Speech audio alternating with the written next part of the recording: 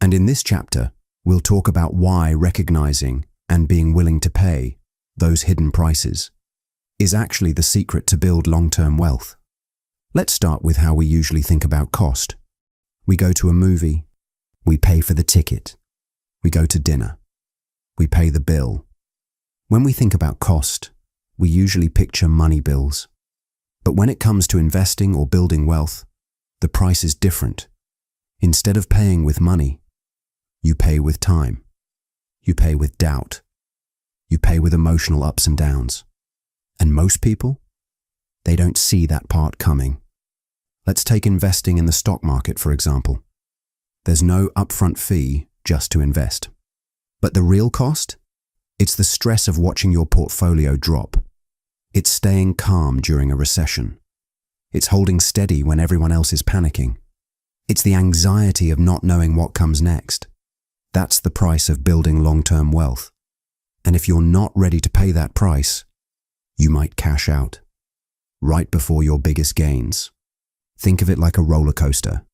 You pay for the ride, and you hang on for the wild part. But once you're strapped in, the highs and lows are part of the ride. It's no different with money. Volatility, risk, and uncertainty aren't signs of something going wrong. They're the price of being in the game. And here's where most people make a mistake. They treat that emotional cost like a fine, like it's a penalty for doing something wrong. But Housel says, don't think of it as a fine. Think of it as a fee. A fee is what you pay to access something valuable.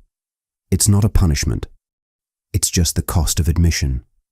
And once you see it that way, you stop panicking. Because you know it's just a part of the deal. So next time when the market dips, or your savings feel slow to grow, or your progress feels frustrating, remind yourself, this is just the fee. Because that fee, it's the toll you have to pay to cross the bridge to financial freedom. You're not off course. You're just paying the price that success demands. So here's the big takeaway from this chapter. Nothing in life is free, especially not success. Whether it's building wealth, growing investments, or chasing your goals, there's always a price. But the price isn't always money. Sometimes it's patience. Sometimes it's discomfort. Sometimes it's fear.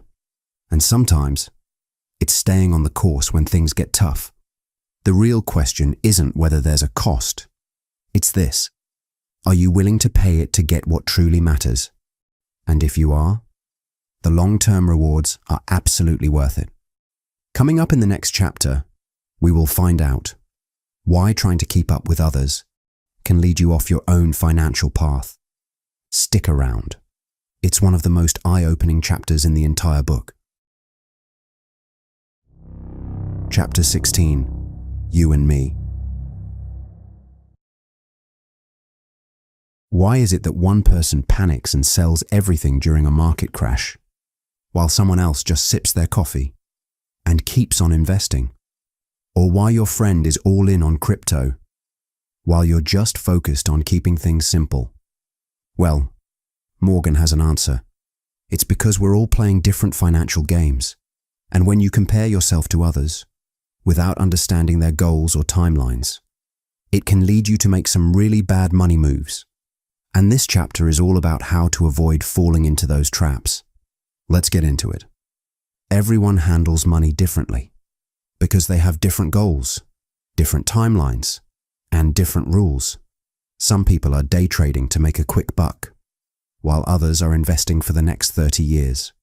Some are building generational wealth, while others just want to retire early. And some are simply trying to stay out of debt. That's why copying someone else's strategy, without knowing their goals, can be dangerous. There's no one-size-fits-all. You can't win your game if you're following someone else's rules. It's like trying to use chess moves in a basketball game. It just doesn't work. Imagine you're running a marathon. You've trained. You have a plan. You're pacing yourself. But suddenly, someone sprints past you. Do you chase them? Of course not. because you don't know if they're running a 5K or just sprinting to the water station. If you follow them, you'll burn out long before your race is over.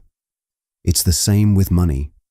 If someone buys a fancy car, flips a stock, or brags about a big win, it might look flashy, but they could be sprinting a race you're not even running. Social media makes this even harder. You scroll through Instagram or TikTok and see someone just bought their dream home at 25.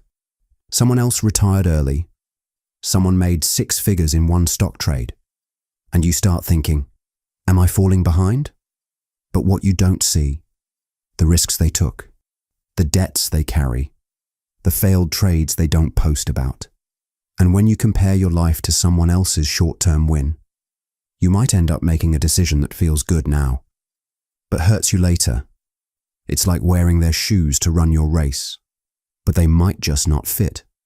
Morgan reminds us, it's not about making the most money, it's about making money in a way that works for you.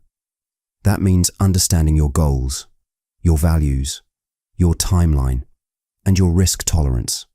That's your financial fingerprint, as unique as your DNA. No one else has the exact same mix. This is why understanding the context matters so much. So before you follow someone's advice, or try to match their results, ask yourself, are we even playing the same game? Because if you're not, their strategy might win for them, but it could set you up for failure. So here's the big takeaway from this chapter. Don't let someone else's choices distract you from your own plan. Don't compare your pace to someone else's sprint. Don't chase a goal that doesn't match your life. Instead, define your game, understand your plan, and play to your strengths. Because true financial success, it's not about beating others. It's about staying in the game long enough to win your own version of it. And coming up in the next chapter, we'll explore why we trust bad news more than a good advice. This one is eye-opening. Don't miss it. Chapter 17, The Seduction of Pessimism. Ever notice how your ears jump to life when someone says, the market's about to crash, or the economy won't survive the next 5 years? What's your reaction? Do you stop and pay attention? Well, most people do. Why? Because pessimism feels smart. It feels urgent, like an alarm going off. In this chapter, Morgan explains why we're drawn to negative predictions, and why, in the world of money, that mindset can actually hold you back. Let's start with a basic truth about human nature. Bad news grabs attention, and good news, it gets ignored. When someone says, things will be okay, you nod and move on. But when someone says, a disaster is coming, you stop, you listen, you prepare, you worry. For example, let's say 2 headlines pop up. One says, markets expected to rise steadily over the next decade. The other says, crash coming, protect your savings before it's too late. Which one are you more likely to click? Exactly. The scary one. Why?